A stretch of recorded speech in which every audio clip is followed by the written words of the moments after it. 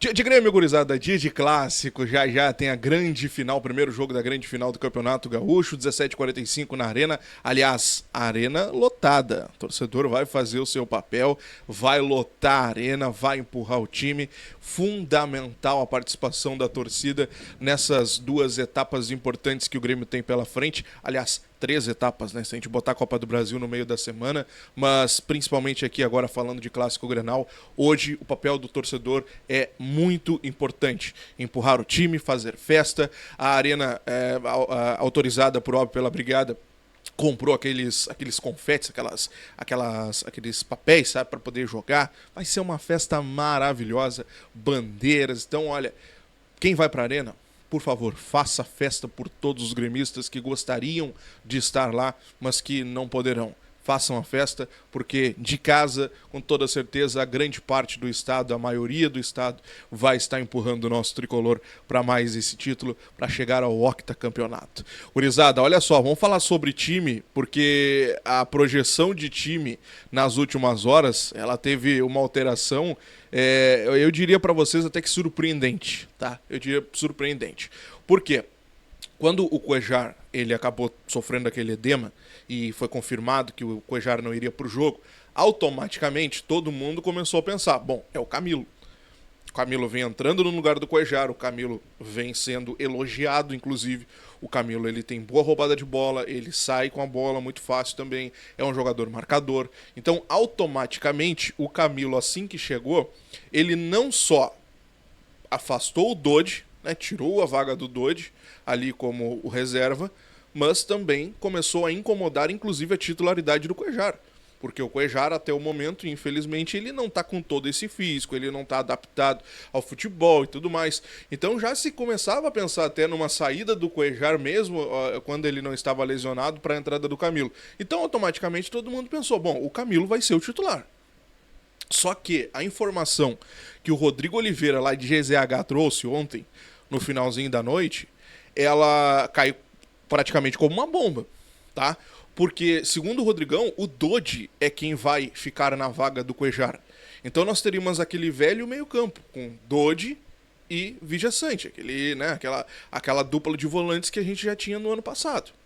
Aí vocês vão me perguntar assim, Diogo, mas por que o Dodge? Bom, a explicação que o Rodrigo teve das fontes que ele acabou tendo essa informação.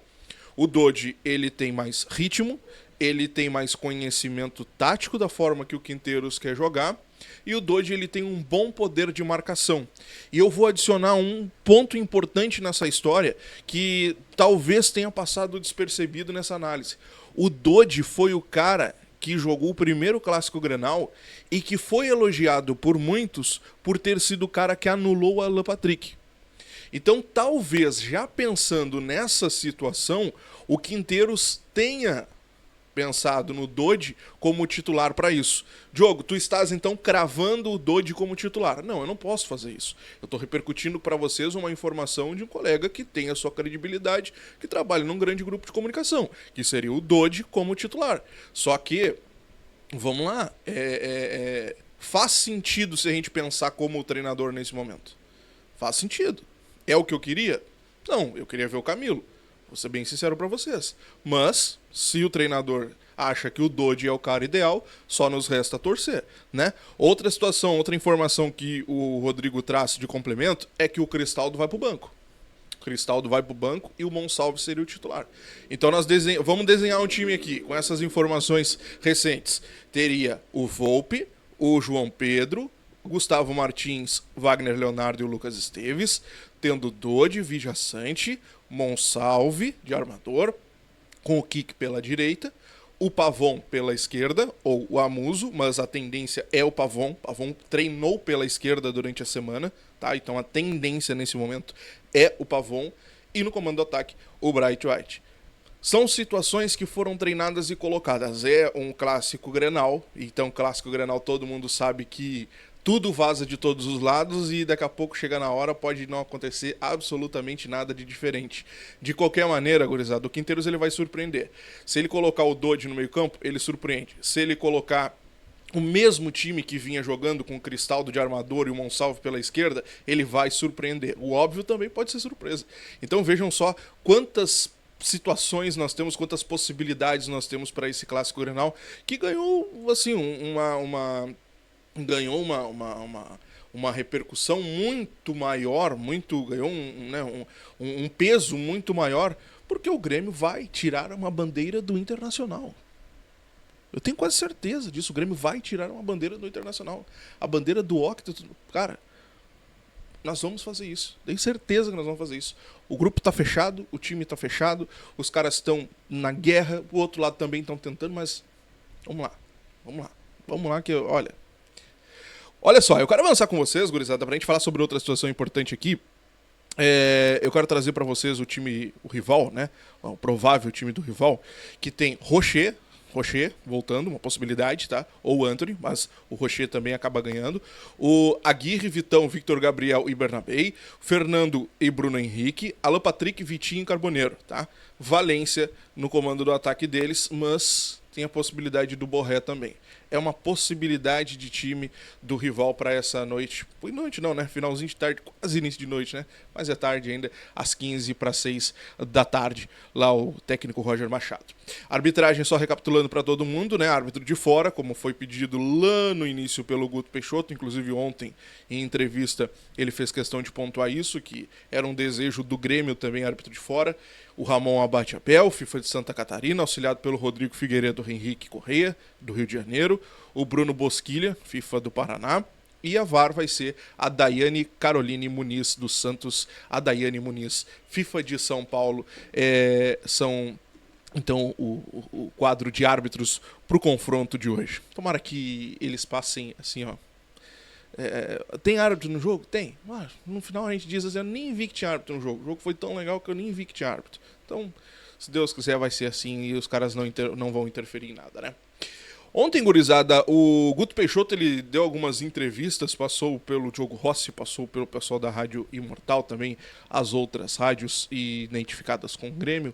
E o Guto Peixoto ele trouxe um detalhe importante que eu faço questão de trazer para vocês aqui, tá? Sobre o Cristaldo. Eu acho que a gente tem que repercutir isso aqui, porque a gente tem que começar a colocar na nosso caderninho ali algumas situações. Quando ele foi questionado sobre a garra do time, a vontade do time e tal, ele falou, não, porque todo o time tá engajado, todo o time tá com aquela garra, aquela força, tá entregando em campo e tal. E numa dessas perguntas, o Diogo fez pra ele e disse, tá, mas tem um cara aí que não tá rendendo tanto, né? É o Cristaldo. E aí o Guto, ele entra numa situação que a gente começa a ter uma noção do que qual o sentimento da diretoria, o sentimento do Grêmio em relação ao Cristaldo. Ele diz que o Cristaldo está se adaptando ao estilo do Quinteiros, que o estilo de jogo do Quinteiros exige do Cristaldo valias que ele talvez não utilizasse tanto, que ele talvez até nem tivesse antes e ele precisa se adaptar, e não tanto outras qualidades que ele tem. Então ele está se adaptando. Tá? Ele exige muito um jogo dele que talvez ele não tenha. Ele não entrou nessa situação que eu vou colocar aqui para vocês, mas eu acho que uma dessas é a marcação. O Cristaldo ele tá marcando mais, ele tá voltando mais. A gente viu jogos do Cristaldo agora, em alguns momentos em que ele foi bem, que ele tava voltando e dando carrinho. Isso a gente não via do Cristaldo do ano passado com o Renato. E eu não tô criticando o Renato, pelo amor de Deus, eu só tô fazendo a comparação de que é outra forma de jogo. Por mais que a gente pedisse, tentasse, por mais que a gente falasse que o Cristaldo não tinha sangue, que o Cristaldo não sei o que, bababá, a gente não via isso do Cristaldo. E a gente tá vendo pelo menos o interesse dele em aprender ou se adaptar, enfim, aí cada um faz a sua análise. Mas esse é um dos pontos que eu coloco aqui sobre isso. Mas a gente vê que a direção, ela sabe que o Cristaldo está abaixo.